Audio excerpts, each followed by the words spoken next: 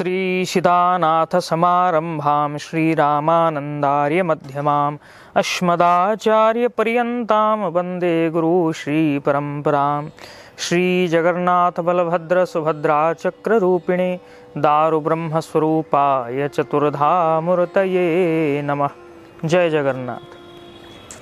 पिछले सत्र में हमने सुना कि महर्षि जैमिनी कैसे उत्कल देश का जो गौरव है उसके बारे में वर्णन कर रहे हैं, और फिर ऋषियों ने उनसे पूछा कि आप एक बार इंद्रद्युम्न महाराज के बारे में बोल रहे थे, तो उनका पुरुषोत्तम क्षेत्र से कैसे संबंध स्थापित हुआ, कृपया हमें बताइए।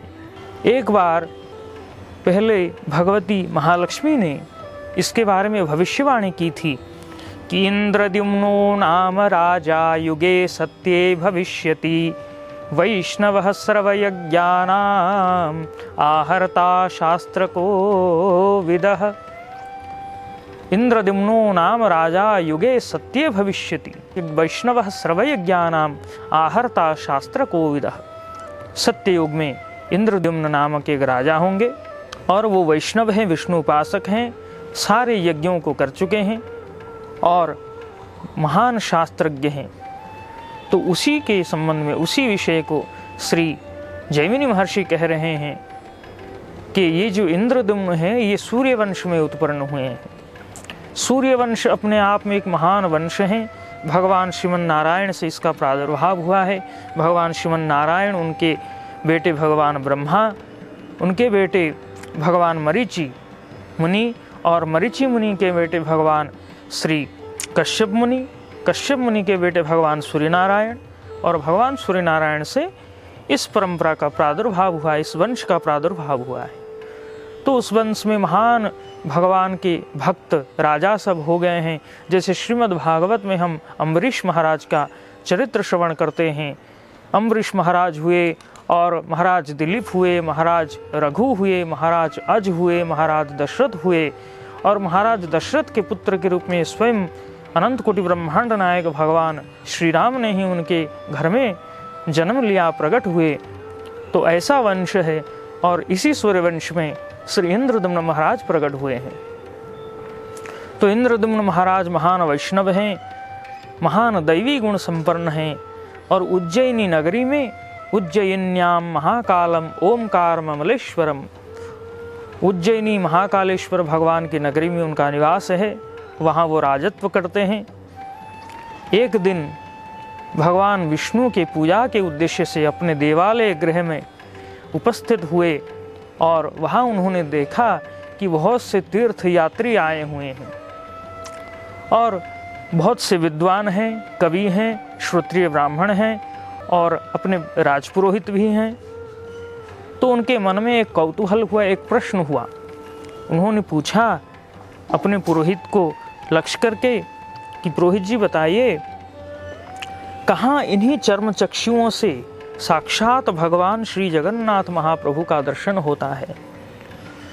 यत्र साक्षात जगन्नाथः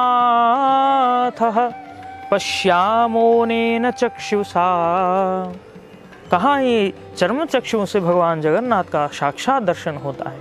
तो ये बड़ा आश्चर्यकर प्रश्न है, क्योंकि शास्त्र बताते हैं और साधु संत महापुरुष बताते हैं भगवान का दर्शन 3 नेत्रों से होता है। हमारा जो नेत्र है वो लौकिक है, प्रकृति के उपादानों से निर्मित हुआ है, और भगवान का जो स्वरूप है सतचित एवं आनंदमय स्वरूप है, वो अप्राकृत है। इसी प्राकृत नेत्र में उस अप्राकृतिक स्वरूप को, अप्राकृत स्वरूप का दर्शन नहीं होता है। इसलिए कौन कौन से नेत्र चाहिए? एक तो अपने गुरुदेव प्रदान करते हैं, अज्ञान तिमिरांधस्य ज्ञानांजन शलाकया चक्षुरुन्मीलितं येन तस्मै श्री गुरवे नमः। हम उन श्री गुरुदेव को वंदन करते हैं, प्रणाम करते हैं, जो अज्ञान तिमिरांधस्य, अज्ञान रूपी तिमिर अंधकार को नाश करके ज्ञान रूपी जो प्रकाश नेत्र, दिव्य नेत्र है, वो प्रदान करते हैं। तो एक हुआ ज्ञान चक्षु। और भगवान श्री कृष्ण अर्जुन जी को कहते हैं कि दिव्यम ददामी ते चक्षु पश्य मे योगमैश्वरम, तुम इस प्राकृत नेत्र से मेरे विश्व रूप का मेरे अप्राकृत स्वरूप का दर्शन नहीं कर सकते, इसलिए मैं तुम्हें दिव्य चक्षु प्रदान करता हूँ, उसी चक्षु को लेकर तुम मुझे दर्शन करो।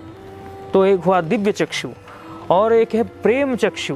ब्रह्म संहिता में वर्णन आता है, वहाँ कहा गया है कि प्रेमानंदच्छुरित भक्ति विलोचनेन संतः हृदयेषु सदा विलोकयन्ति। तो भक्त लोग जो होते हैं, संत लोग जो होते हैं, वो अपने भक्ति रूपी हृदय से अपने नेत्र को प्रेम नेत्र में परिवर्तित कर देते हैं। तो उसी प्रेम नेत्र में भगवान के अचिंत्य स्वरूप को वो हृदय में दर्शन करते हैं, अनुभव करते हैं, आनंदित होते हैं। तो ये इंद्रद्युम्न महाराज अभी जो प्रश्न कर रहे हैं, तो उसका समाधान संत महापुरुष लोग यूँ करते हैं कि भगवान को तो 3 नेत्रों से, ज्ञान चक्षु से, दिव्य चक्षु से, प्रेम चक्षु से देखा जाता है, किसी प्राकृत नेत्र में नहीं। लेकिन इनका जो भाव हृदय में उद्रेक हुआ है, इसलिए उनका जो प्राकृत चक्षु है वह अभी प्रेम चक्षु में, भाव चक्षु में परिवर्तित हो गया है, जिसके माध्यम से वो भगवान का दर्शन करना चाहते हैं। तो सब तो आश्चर्यचकित हो गए और पुरोहित जी ने क्या उत्तर दिया ये हम जानेंगे इस सत्र में नहीं, अगले सत्र में। तब तक के लिए जय जगन्नाथ।